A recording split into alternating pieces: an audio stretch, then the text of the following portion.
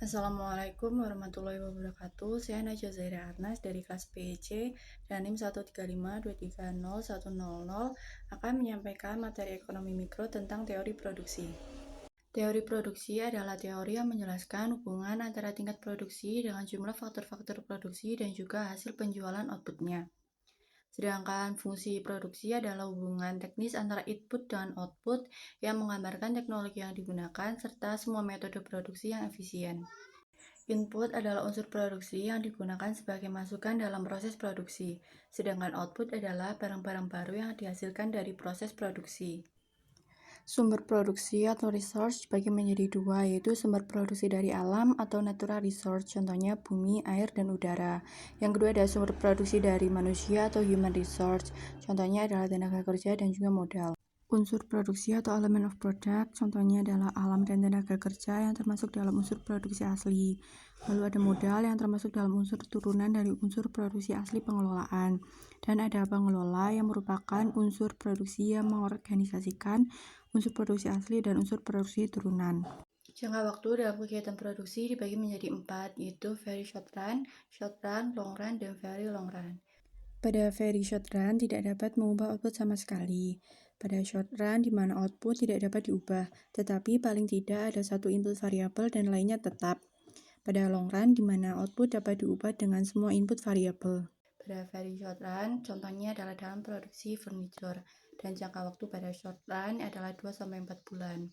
Untuk jangka waktu dalam long run adalah 3-5 tahun, dan jangka waktu pada kegiatan very long run adalah 10 tahun. The law of diminishing return adalah konsep ekonomi yang membahas penurunan penghasilan pada titik tertentu. Pada satu titik, keuntungan akan meningkat tajam, namun setelah titik tertentu, keuntungan akan stagnan atau berkurang.